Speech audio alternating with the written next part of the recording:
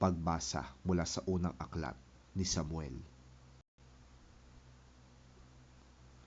Kumuha siya ng 3,000 mahuhusay na kawal mula sa Israel at isinama ang mga ito sa paghahanap kay David sa kaburulan ng maiilap na kambing.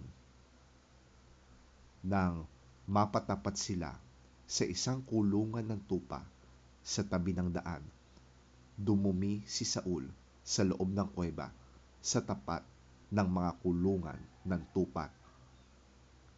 Nagkataon namang si David at ang kanyang mga tauhan ay nagtatago sa loob ng kuwebang yon.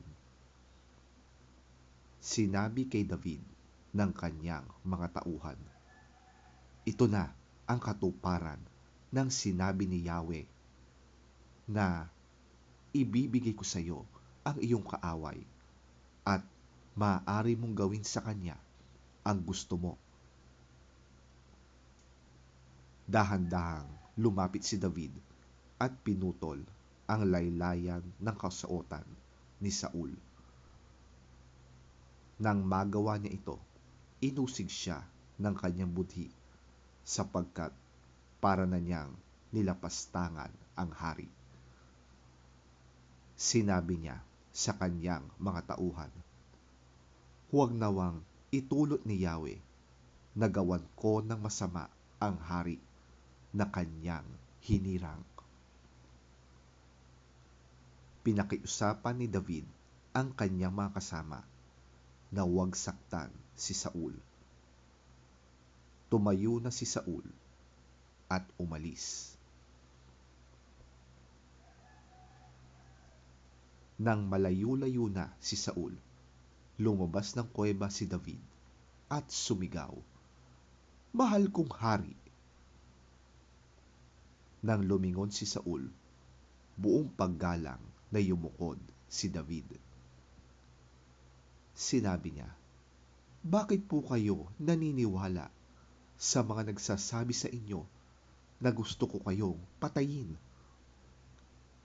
Mapapatunayan ko sa inyo na hindi totoo yon.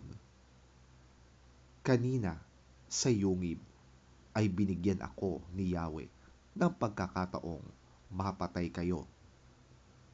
Gusto na ng mga tauhan kong patayin kayo, ngunit hindi ko ginawa. Sinabi ko sa kanila na hindi ko maaaring pagbuhatan ng kamay ang aking hari, sapagkat siya'y pinili ni Yahweh. Narito, ama ko, ang kapiraso ng laylayan ng inyong balabal. Kung ito'y naputol ko sa inyong kasuotan, magagawa ko ring patayin kayo noon kung gusto ko. Ito ang katunayan na hindi ko kayo gagawan ng masama kahit pinagpipilitan ninyo akong patayin. Hatulan nawa tayong dalawa ni Yahweh. Siya na ang magpaparusa sa inyo, ngunit hindi ko kayo maaaring pagbuhatan ng kamay. Gaya ng kasabihan ng matatanda, masamang tao lamang ang gumagawa ng masama. Kaya't hindi ko kayo pagbubuhatan ng kamay.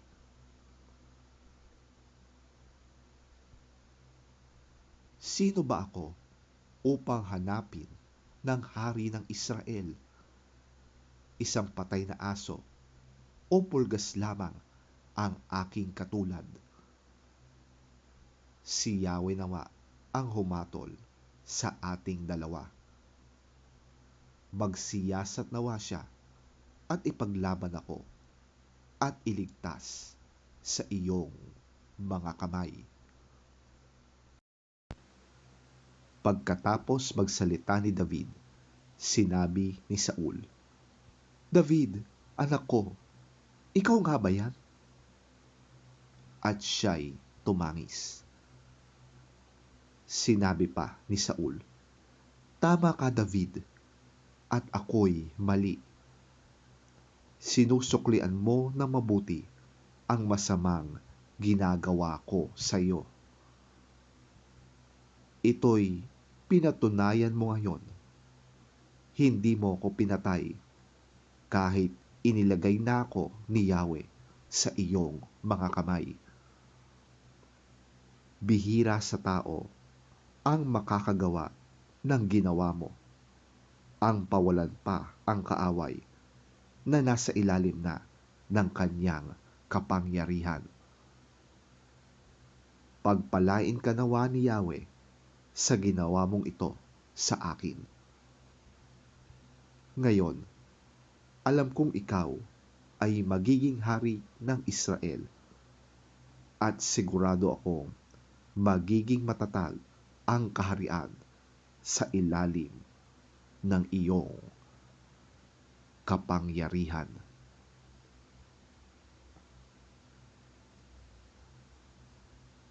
Ang salita ng Diyos. Salamat sa Diyos.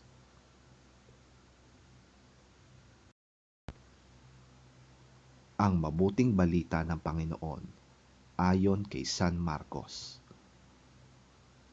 Papuri sa iyo, Panginoon.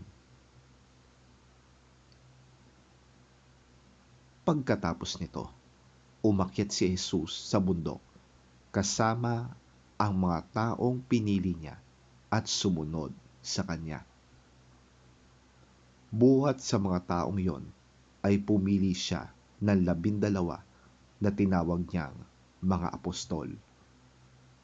Hinirang niya ang mga ito upang maging kasakasama niya at upang suguing mangaral. Sila ay binigyan din niya ng kapangyarihang magpalayas ng mga demonyo. Ito ang 12 hinirang niya. Si Simon, na pinangalanan niyang Pedro, sina Santiago at Juan na mga anak ni Zebedeo. Sila'y tinawag din niyang Boanerges, na ang kahulugan ay mga anak ng kulog. Sina Andres, Felipe, Bartolome, Mateo, Tomas, Santiago na anak ni Alfeo, si Tadeo, si Simon na makabayan, at si Judas Iscariote na siyang nagkanulo kay Jesus.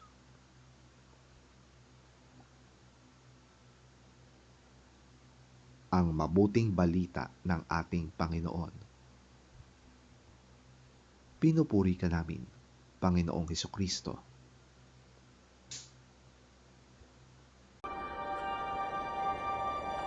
Jesus went up on a mountainside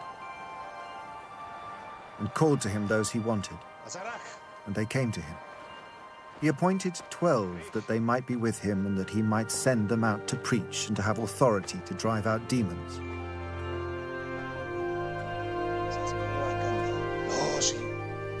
These are the 12 he appointed. Simon, to whom he gave the name Peter, James, son of Zebedee, and his brother John.